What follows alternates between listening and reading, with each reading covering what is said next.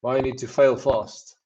Okay, so why you need to fail fast in the startup world is less about failing and more about learning. Because oftentimes when a startup founder or someone with an interesting business ideas, tries to pursue the idea, they end up sort of backing out at the first hurdle, or maybe the second or third or fourth hurdle, because it feels harder than it should feel, according to them. So why you need to fail fast is if you are not failing at a couple of things when you start out with your business, and if you're not hitting roadblocks, then you're not heading in the right direction. You're not moving fast enough, and you're not learning, enough to scale up your business in a decent time frame. So what happens to founders is what I see every day is they would start out to maybe clear the first hurdle, the second, the third, and then at the fourth hurdle, whatever, they would start to sort of procrastinate and move what needs to be done tasks out and move them further out and procrastinate on them. And the reason why they're procrastinating is not because suddenly there's a massive, change that's happening in their lives, or there's welcome, Gerald. There's a major roadblocks that they hit. They start to procrastinate because they are afraid of what the future will hold. When they put on running that out, if they start off.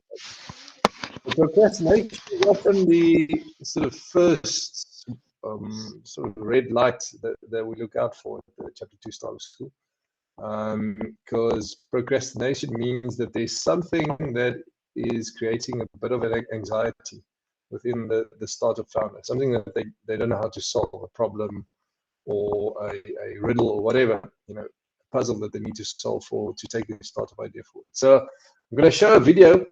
It's a guy who speaks for about 15 minutes or whatever on anxiety and on procrastination and what procrastination is actually. I think it's very relevant for startup founders. So without further ado, let me show you that video.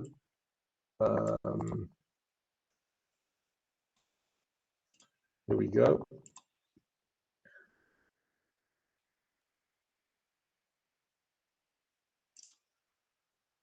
Can you see? Okay, there we go. So let's watch this video together.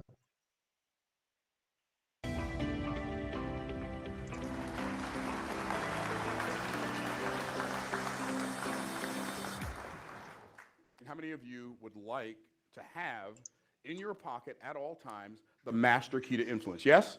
Okay, so that's what I'm going to show you how to do. I'm going to show you how to have the master key to influence, and I'm going to show you how to overcome procrastination in yourself and other people. How many of you think you know somebody that has a procrastination problem? Okay, the reason I asked the question, how many of you think you know somebody that has a procrastination problem, is because nobody has a procrastination problem. Procrastination is not a problem. Procrastination is always the symptom to a problem. And the symptom that procrastination is a problem of, it's the problem of anxiety. That's the real problem. Procrastination is the symptom, it is not the problem. And so what I'm going to do is I'm going to show you how do you fix procrastination? How do you get the people that you are selling to buy now? How do you get your children to clean their room now? How do you get your children to do their homework now? How do you get the person that you're in love with to be in love with you now? How do you get yourself to eat the things that are going to serve you now? How do you get yourself to move your body the way that's going to make you strongest now? That is a good question. It is a very good question. And when we find the answer to that question, we will have unlocked the master key to influence. What is the master key to influence? Well, it's this. Human beings are singularly motivated. People do things for one reason and one reason only. People don't have 10 reasons they do things. They don't have 15 reasons they don't do things. They don't have 5 reasons they do things. People do things for one reason and one reason only, and that is because they feel like it.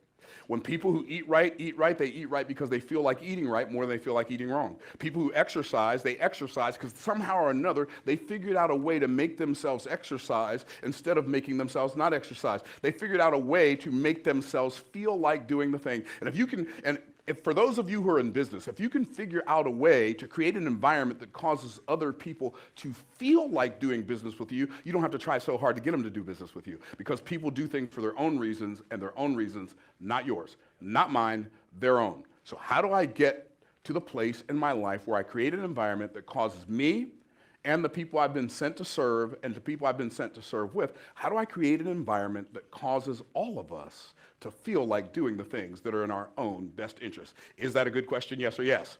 Okay, so here's the answer. Understand this, when you understand that if your attitude is right, the facts don't matter. So that's the first thing you have to understand. When your attitude is right, the facts don't matter. And when I say your attitude is right, I'm going to explain to you exactly what I mean by that. But this is a fact. And by the way, it doesn't matter what name you give that fact. That fact could be bad news from the doctor. That fact could be the loss of your job. That fact could be the loss of a fortune in the stock market. That fact could be having to file bankruptcy. That fact could be whatever. It doesn't matter. If your attitude is right, the facts don't matter. But here's what happens. We observe the facts. We either observe them through our eyes, right? Or we observe them through our ears. We either hear the facts or we see the facts. And then when we see that fact or hear that fact, we put a frame around that fact. And that frame that we put around that fact, is going to be in the form of a focus in our head. I'm going to tell you something. Frames create focus. If you don't remember anything else to say tonight, remember that frames create focus. What does that mean, that frames create focus? The reason we put a frame around the picture is because we want people to focus on what's inside the frame. Everybody tracking? So what you want to do is you want to understand that when a fact happens, you put a frame around it. That frame has a positive side and a negative side, because everything has a positive side and everything has a negative side. It's impossible. Have you ever seen a one-sided piece of bread? Probably not. Have you ever seen a one-sided coin? I don't think so. Have you ever seen a one-sided piece of paper? Why not? Because it cannot exist. It is impossible for anything to exist with only one side. So if it exists, and there's something negative about it, there also has to be something positive about it at the very same time. If there's something in your life that's really super positive, that it has to have a super negative aspect at the very same time. Why? Because there's no such thing as a one-sided anything. Well, we put that frame around it. When we put that frame around it, then that frame is going to cause us to manufacture a belief. And that belief is going to be manifested either as faith, or it's going to be manifested as doubt. And this is the part most people don't understand. Most people don't understand, I'm going to say it slowly because most people have never heard it before, faith and doubt are both belief.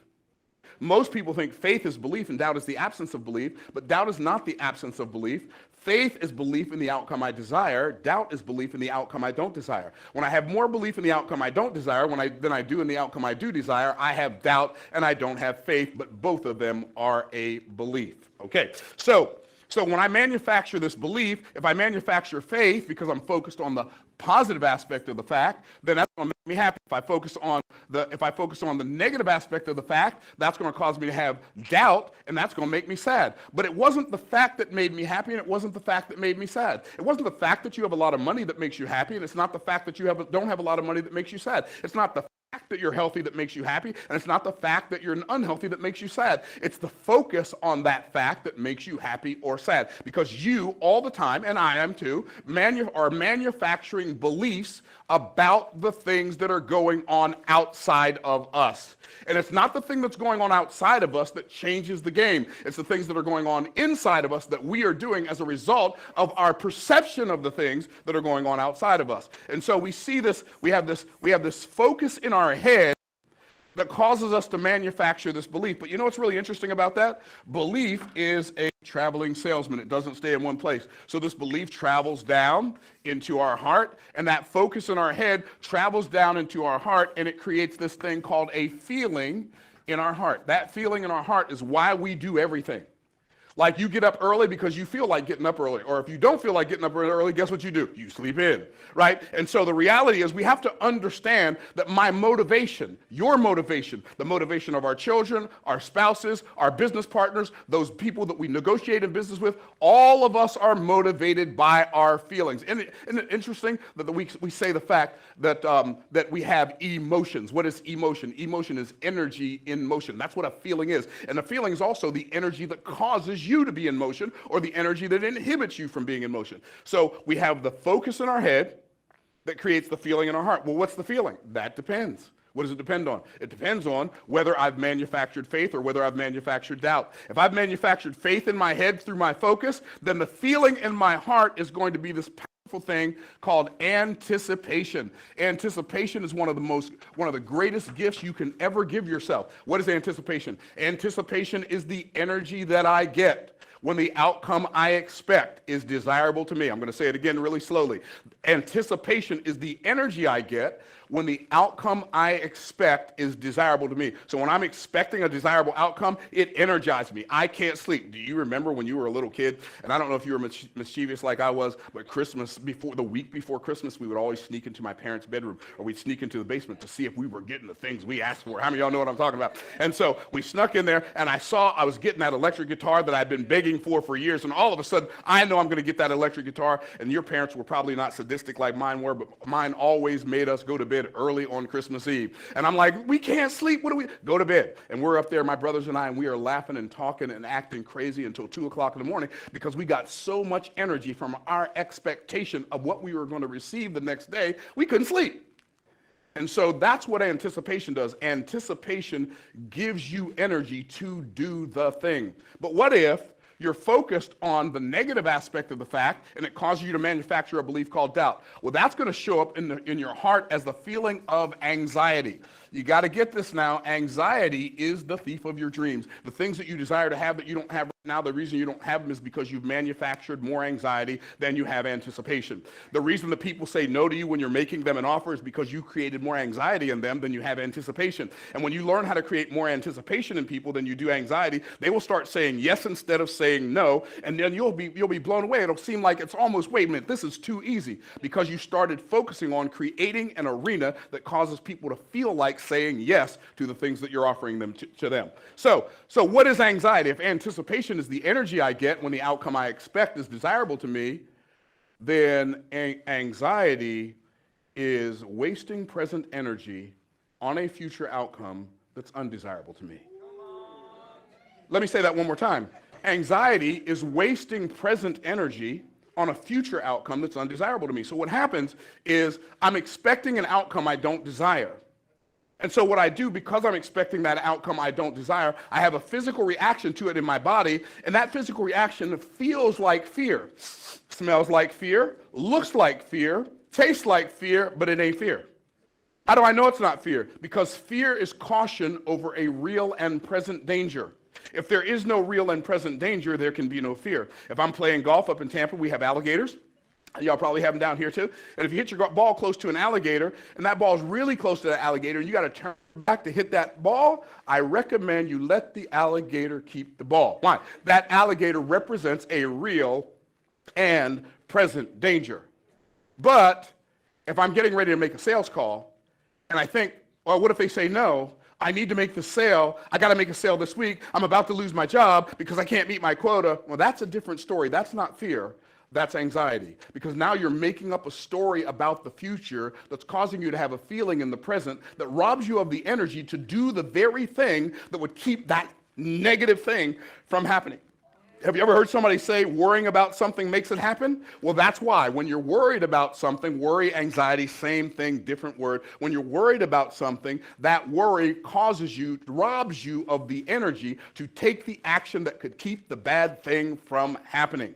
So anxiety is wasting present energy on a future outcome that is undesirable to you. I recommend that you not do that. So Myron, how do people say, I've got a procrastination problem? No, you're just expecting the thing you're procrastinating not to do the thing you'd like it to do. And so therefore you don't do it. If you could paint a clear and mental picture of the outcome you desire as a direct result of the thing that you need to do, if you can see that as the ultimate outcome and that it's going to happen, and if you could get yourself in your heart of hearts to believe that, you would take every action in that direction. There's no such thing as an author with writer's block. There's just an author who expects the book not to sell. If you thought you were going to sell 1 million copies next week, you get that book done tonight. See, it doesn't matter what we apply it to, it always works. If our children believe that their life is going to get better as a direct result of doing the thing we desired them to do because we had them do it for their reasons, not ours, then cleaning your room's easy. All you have to do is give them a reason that makes sense to them and causes them to feel like doing it. Y'all tracking? So what happens is we get a focus in our head. That focus in our head creates a feeling in our heart. When the feeling in our heart is anticipation, it energizes us. When the feeling in our heart is anxiety, it robs us of the energy to do the thing.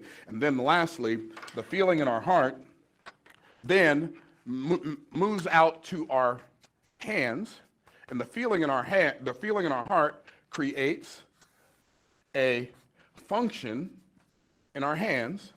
And that function in our hands, when we focus on the outcome we desire and we have faith, that gives us anticipation. That's the energy. The function in our hand is called power. Not only do we have the energy and the power to do the thing, it is impossible for us not to do the thing. When we have anticipation, we get a really, really bad case of the I can't help it. How many of y'all ever had a bad case of the I can't help it? And so what happens is I've now got this, I'm looking at this fact, I'm focused on the positive aspect of the fact, I'm manufacturing faith, it's traveling down into my heart and building up all this anticipation, and now I can't do anything but the work that's in front of me. I'm not going to distract myself by watching a football game or a basketball game. I'm not going to anesthetize myself watching other people in the electronic income reducer live their dreams while I'm living a nightmare. What I'm going to do instead is I'm going to go to work on the thing that's going to work for me, and I know it's going to work because I'm going to make it work. And then lastly, if the feeling in our heart is anxiety, then the function in our hand is powerlessness. And what happens when we live a life of powerlessness is every obstacle we face, we see it as bigger than us. Every obstacle we face, we see it as larger than us. Everything that comes our way, we think it's bigger than us, it's better than us, it's stronger than us, it's more powerful than us, and it has the ability to take anything that we desire away. But when we realize the power that we have, when we master the master key of influence, it gives us the ability to overcome procrastination in ourselves and others. And no will turn to yes, and maybe will turn to absolutely. And I'll think about it turns to where do I sign? Because you have figured out how to create environments that cause people to feel like doing the things that are in their own best interest. That's the master key to influence. I'm Dr. Myron Golden. It's been a pleasure talking to you.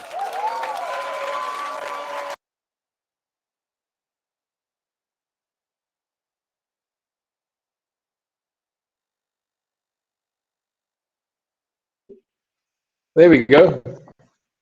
Okay.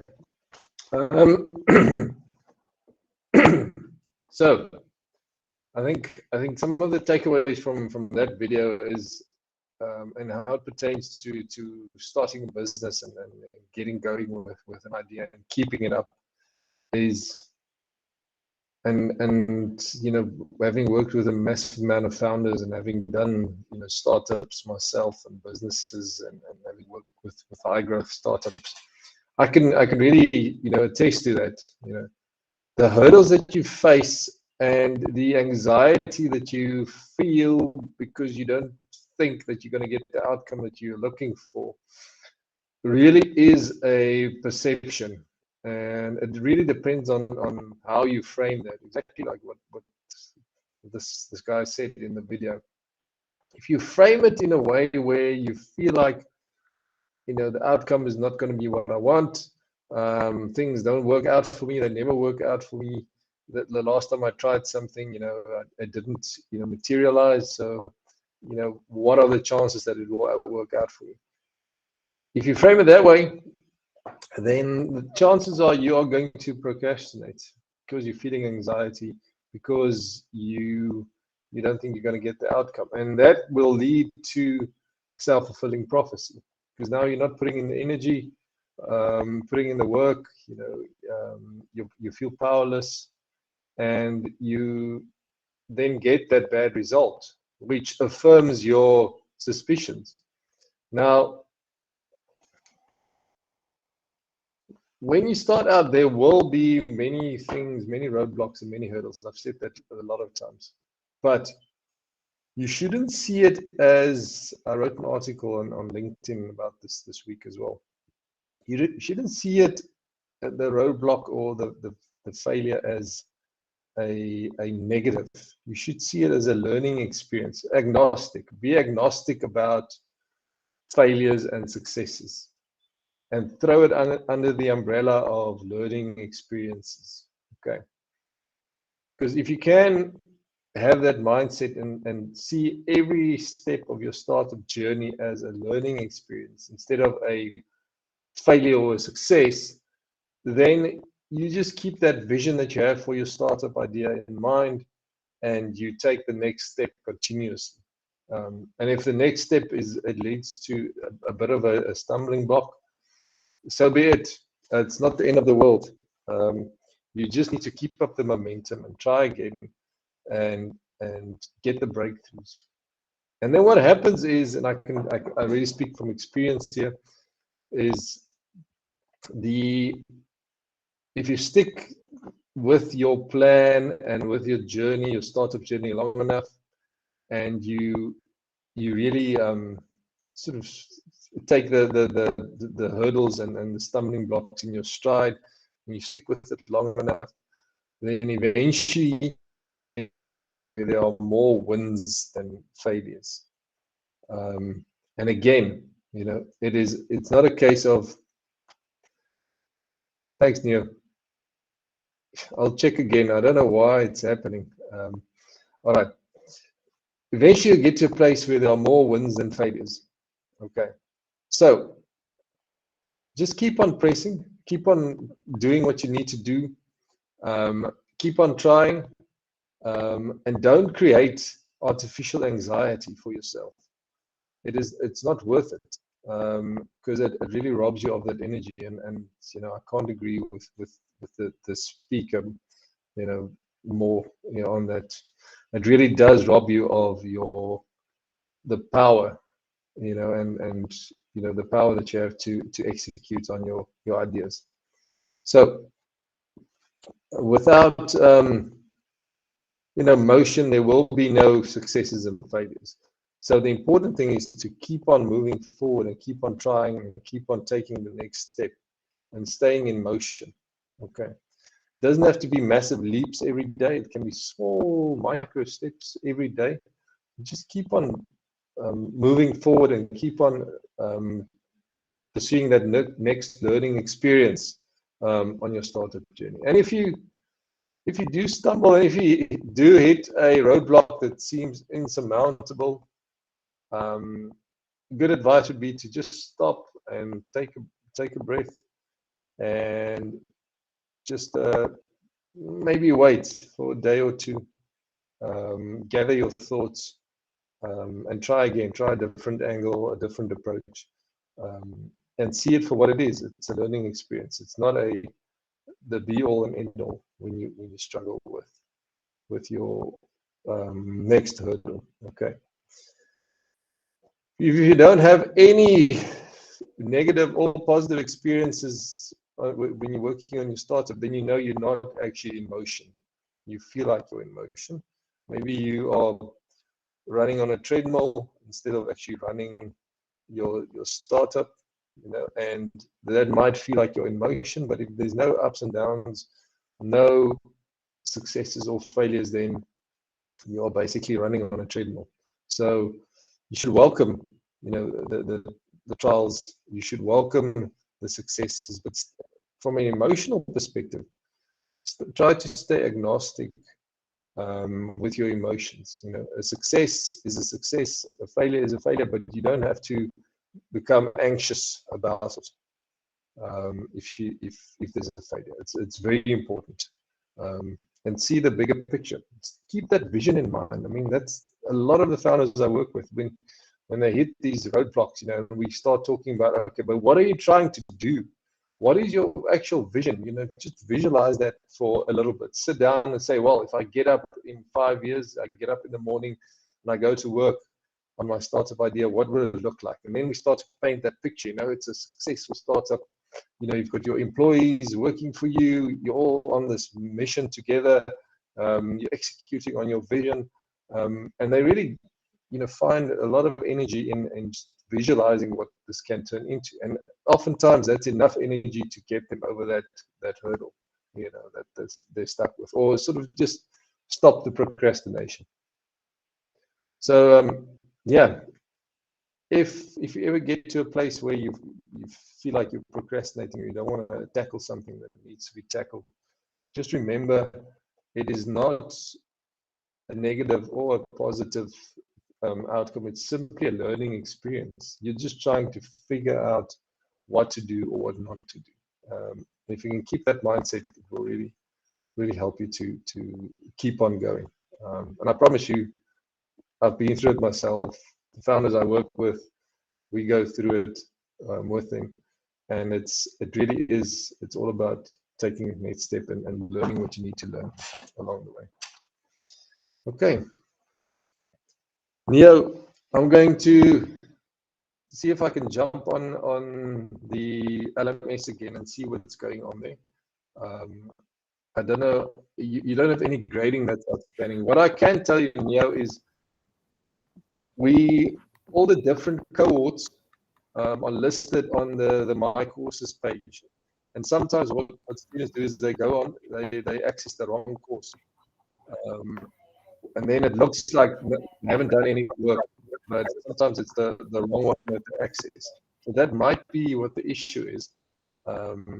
If you maybe want to have a look, you can send me a screen grab of what you're experiencing. Just email it through to me, please.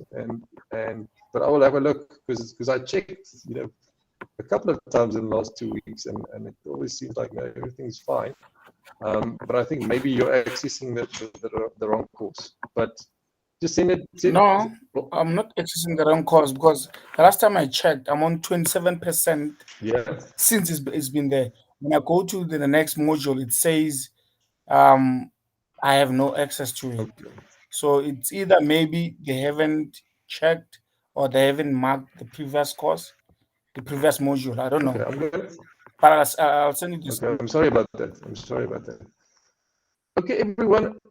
All right. Yes. Because I could have long time finished this course if I haven't stuck in the same module. It's very. I can imagine. So I really want to apologize for that. It must be very frustrating.